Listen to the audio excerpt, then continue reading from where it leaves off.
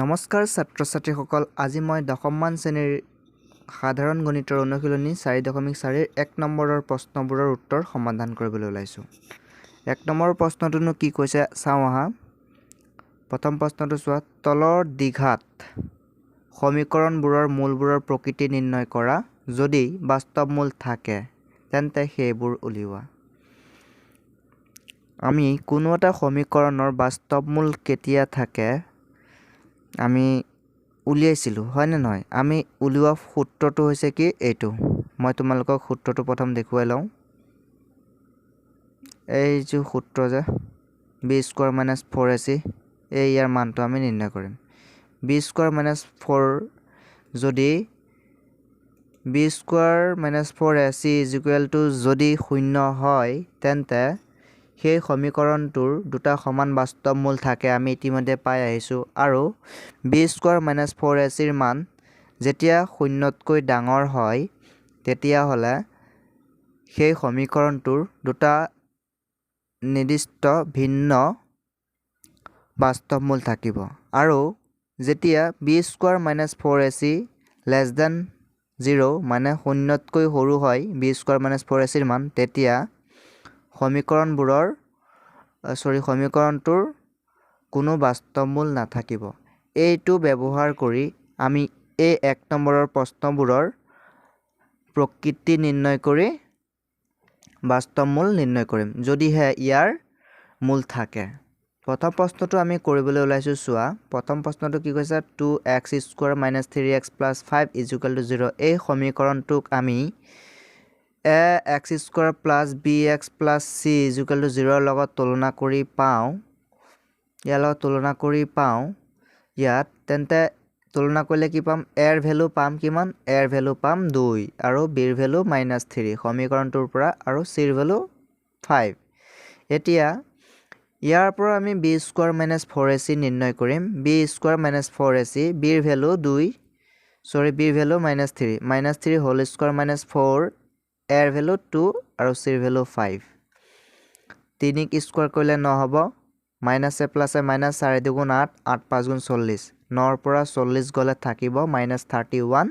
-31 টো 0তকৈ সৰু গতিকে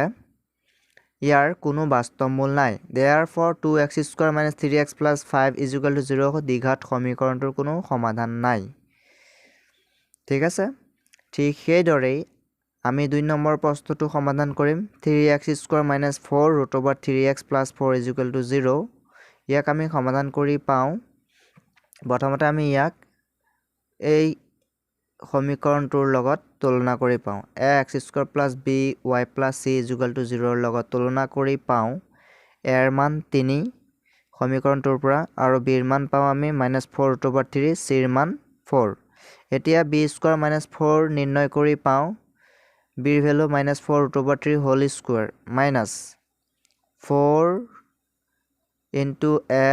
ভ্যালু 3 * b ৰ ভ্যালু 4 বহুৱাই দিছো। এতিয়া ক্যালকুলেশন কৰো 4 মাইনাছে প্লাস 16 মানে 4 × 4 = 16 আৰু √3 যেতিয়া আমি স্কয়াৰ কৰিম 3 হৈ যাব। মাইনাছে প্লাছে মাইনাছ 4 × 3 = 12 12 3 × 48 16 3 × 48 -48 48 ৰ পৰা 48 গলে আমি পাওঁ কিমান 0। গতিকে উক্ত সমীকৰণটোৰ আমি b² - 4ac পাইছো 0। গতিকে 3x² - 4 √3x + 4 = 0 দুটা সমান বাস্তৱ মূল আছে। অৰ্থাৎ ইয়াক যদি আমি দ্বিঘাত সূত্ৰ ব্যৱহাৰ কৰি পাওঁ x = -b ± √b² - 4ac। এতিয়া b ৰ ভ্যালু আমি পাইছিলো -4 √3 ফৰ্মুলা ইউজ কৰি পাওঁ মাইনাছে প্লাস 4 √3 আৰু প্লাস মাইনাস √b² - 4ac। ইয়াৰ সূত্ৰটো আমি ইতিমধ্যে উলিয়াই থৈছো। b² - 4ac ৰ মানটো আমি কিমান পাইছো 0 পাইছো। গতিকে √b² - 4ac ৰ মানটো আমি ইয়াত বহুৱাই দিছো 0। এতিয়া ইয়াত এবাৰ প্লাছত লিখিম এবাৰ মাইনাছত লিখিম যেহেতু ইয়াত প্লাস মাইনাস দুইটা একেলগে আছে। গতিকে এতিয়া চাওঁ কি পোৱা যায় 4 √3 + 0/6 4 - 4 √3 - 0/6। এতিয়া 0 লগত আমি এটো যোগ কৰিলে এই সংখ্যাটোৱে হ'ব 4 √3/6 আকৌ 4 √3 - 0 = 4 √3 হ'ব বাই 6 এতিয়া ইয়াক 2 ৰে কাটাকাটি কৰোঁ 2 2 4 2 3 6 √3 ৰে 3 যদি কাটো √3 বাৰ যাব তাৰ মানে ওপৰত 2 ৰৈছে তলত √3 ৰৈছে ঠিক সেইদৰে এইটো একেই 2 বাই √3 হ'ব গতিকে উক্ত সমীকৰণটোৰ নিৰ্ণয় মূল দুটা হ'ব 2 বাই √3 therefore নিৰ্ণয় মূল দুটা x = 2 বাই √3 আৰু 2 বাই √3 এতিয়া আমি এই সমীকৰণটোৰ মূলবোৰ নিৰ্ণয় কৰিম বৰ্তনা নবৰ্তে আগতে আমি চাই লওঁ আহা 2x² - 6x + 0 = 0 সমীকৰণক আমি x² + by + c = 0 লগত তুলনা কৰি পাওঁ ইয়াৰ লগত তুলনা কৰি পাওঁ এৰ কিমান পাইছো ইয়াত এৰ ভ্যালু চোৱা 2 আৰু b ৰ ভ্যালু -6 c ৰ ভ্যালু 3 এতিয়া b² - 4ac আমি নিৰ্ণয় কৰি পাওঁ কিমান পাওঁ চোৱা b ৰ ভ্যালু বহাই দিছো -6 বহাই দিছো b ৰ ভ্যালু হোল স্কয়াৰ -4 এৰ ভ্যালু পাইছো কিমান আমি এৰ ভ্যালু পাইছিলো 2 আৰু c ৰ ভ্যালু 3 ক্যালকুলেশন কৰি দিও এতিয়া -6 ক স্কয়াৰ কৰিলে 36 হ'ব আৰু এটো ক্যালকুলেশন কৰিলে 4 দুগুণত 8 3 24 36 ৰ পৰা 24 গলে থাকিব 12 টো শূন্যতকৈ ডাঙৰ গতিকে উক্ত সমীকৰণটো এটো এই সমীকৰণটোৰ দুটা ভিন্ন স্পষ্ট বাস্তৱ মূল থাকিব এতিয়া এই সমীকৰণটোত আমি দ্বিঘাত সূত্ৰ ব্যৱহাৰ কৰি পাওঁ দ্বিঘাত সূত্ৰটোক পাইছিলো x = -b ± √b² - 4ac এতিয়া মাইনাসে +6 হৈ গল ইয়াত কাৰণ b ৰ আগত ইয়াত b ৰ ভ্যালু কিমান পাইছিলো -6 তো আমি ফৰ্মুলা ইউজ কৰি পাওঁ -6 +/(b² - 4ac ইতিমধ্যে আমি b² - 4ac ৰ মান উলিয়াই থৈছো তেতিয়া হলে আমি ইয়াত √(b² - 4ac ৰ মানটো আমি ডাইৰেক্টলি বহুৱাই দিছো 6 + √12/4 ইয়াক আমি এনেকে লিখিব পাৰো 6 প্লাস মানে √12 ক আমি 2√3 হিচাপে লিখিব পাৰো 6 + 2√3/4 কেনেকে লিখিছো √12 ক আমি 2√3 চাই লোৱা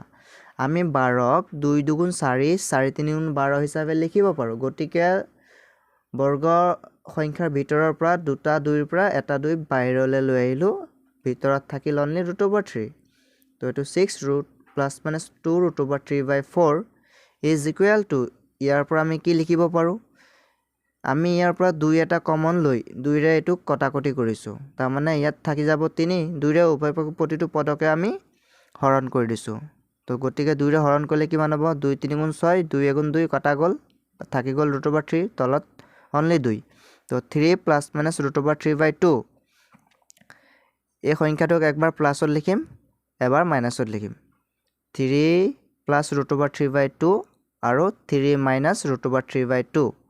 এতিয়া আমি নিৰ্ণয় কৰিবলগীয়া এই সমীকৰণটোৰ মূল দুটা হ'ব 3 + √3/2 আৰু 3 - √3/2 ছাত্ৰ-ছাত্ৰীসকল এতিয়া মই ঠিক একেদৰে ইয়াৰ পৰৱৰ্তীটো সমাধান কৰিম চোৱা ইয়াৰ দিয়া আছে কি সমীকৰণটো হৈছে 9x² - 6x + 1 = 0 এই সমীকৰণটোক আমি প্ৰথমতে x² + by + c = 0 লগত তুলনা কৰি পাওঁ x² ৰ সহগ 9 আৰু x ৰ সহগ -6 ধ্ৰুবক পদ 1 এৰ ভ্যালু মানে ইয়াত এৰ মানে এটো x² ৰ সহগ হৈছে a হেতু আমি বহুৱাই দিছো মানবিলাক ঠিক আছে এতিয়া এই মানবিলাকৰ পৰা আমি b² - 4ac নিৰ্ণয় কৰিম প্ৰথমতে সমীকৰণটোৰ মূল আছে না নাই আমি এইটোৰ দ্বাৰা চেক কৰিম ঠিক আছে b² - 4ac নিৰ্ণয় কৰিছো তো b² ৰ ভ্যালু b বহুৱাই দিয়া -6 হোল স্কয়াৰ -4 টো ফৰ্মুলাৰ পৰা এৰ ভ্যালু কিমান 9 আৰু c ৰ ভ্যালু 1 এটা ক্যালকুলেশন কৰি চাও 6 6 * 36 4 9 * 36 36 * 36 36 ৰ পৰা 36 গলে থাকিব 0 এটাকে আমি b² - 4ac ৰ মান যেহেতু 0 পাইছো ইয়াৰ দ্বাৰা আমি ক'ব পাৰো যে প্ৰদত্ত সমীকৰণৰ দুটা সমান বাস্তৱ মূল থাকিব অৰ্থাৎ আমি যদি দ্বিঘাত সূত্ৰ ব্যৱহাৰ কৰো বিৰ ভ্যালু ব্যৱহাৰ কৰি পাওঁ minus b plus minus root over b square minus 4ac by 2 twice a sorry ঠিক আছে তো তেতিয়ালৈ কি হ'ব 6 প্লাছ মাইনাছ 0 বাই 18 টো ক'ৰ পৰা আহিল চোৱা টুৱাইছ এ 2 পূৰণ 9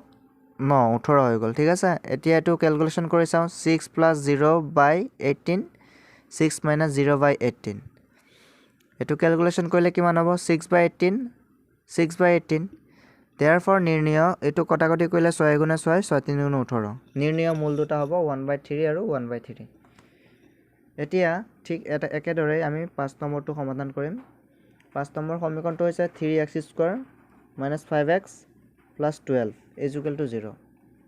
এই সমীকৰণটোক আমি x² + by + c = 0 লগত তুলনা কৰি পাওঁ এৰ ভ্যালু কিমান 3 আৰু b ৰ ভ্যালু -5 c ৰ ভ্যালু 12 তো বহুৱাই দিছো এতিয়া আমি b² - 4ac নিৰ্ণয় কৰিম b² - 4ac = কিমান হ'ব b ৰ ভ্যালু -5 হোল স্কয়াৰ -4 এৰ ভ্যালু 3 c ৰ ভ্যালু 12 ক্যালকুলেশন কৰো এতিয়া ইয়াক -a প্লাস 5 5 25 মাইনাস 3.5 12 12 সরি 12 12 গুণ 144 25 পৰা 144 গলে থাকিব -119 যেহেতু এটো শূন্যতকৈ সৰু অৰ্থাৎ শূন্যতকৈ সৰু হলে ইয়াৰ কোনো বাস্তৱ মূল নাই আমি ইয়াক আৰু সমাধান কৰিব নালাগে 6 নম্বৰটো সমাধান কৰিম এতিয়া চোৱা x² + x + 1 = 0 আমি x² + by + c = 0 লগত তুলনা কৰি পাওঁ এৰ মান হ'ব 1 b ৰ ভ্যালু 1 c ৰ ভ্যালু 1 গতিকে আমি b² - 4ac নিৰ্ণয় কৰি পাওঁ 1² - 4ac তো 1 - 4 = -3 -3 টো শূন্যতকৈ সৰু গতিকে উক্ত সমীকৰণটোৰ কোনো বাস্তৱ মূল নাই ইয়াৰো আমি সমাধান কৰিব নালাগে এতিয়া 7 নম্বৰটো কৰি চাওঁ x² - 2 √2x - 9 = 0 আমি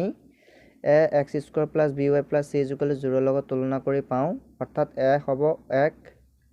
b হ'ব -2 √2x 2 আৰু c ৰ ভ্যালু -9 ইয়াক আমি b² - 4ac নিৰ্ণয় কৰি পাওঁ b ৰ value -2 √2 square -4 a into c c ৰ ভ্যালু -9 বহুৱাই দিছো তো এটুক যদি আমি ক্যালকুলেশন কৰো -a প্লাস 2 গুণ 4 পূৰণ 2 4 2 8 -a প্লাস 4 গুণ 4 4 9 গুণ 36 তো 8 আৰু 36 যোগ কৰিলে হ'ব 44 টো শূন্যতকৈ ডাঙৰ গতিকে উক্ত সমীকৰণটোৰ দুটা স্পষ্ট ভিন্ন বাস্তৱ মূল থাকিব ইয়াক আমি দ্বিঘাত সূত্ৰ ব্যৱহাৰ কৰি পাওঁ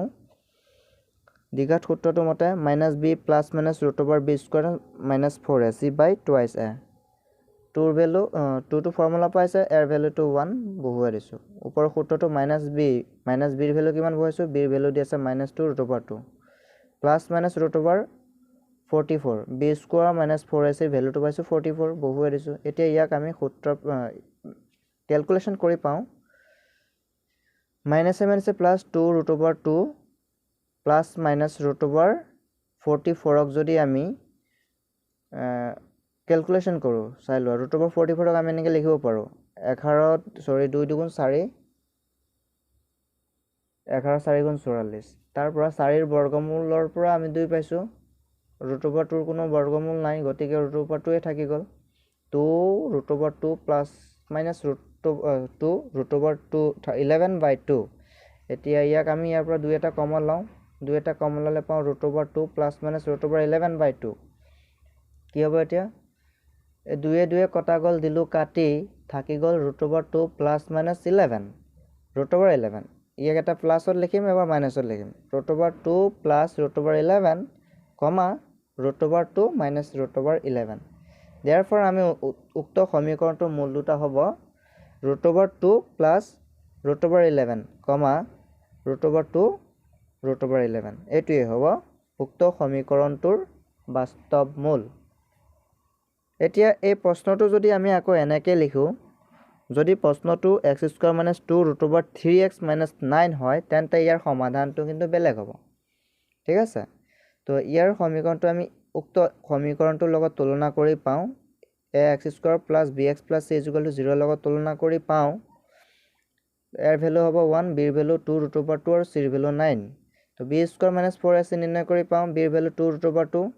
square আছে square হৈ গ'ল -4 a ৰ ভ্যালু 1 আৰু c ৰ ভ্যালু -9 এতিয়া 2 2 গুণ 4 3 গুণ 12 আৰু -7 আছে প্লাস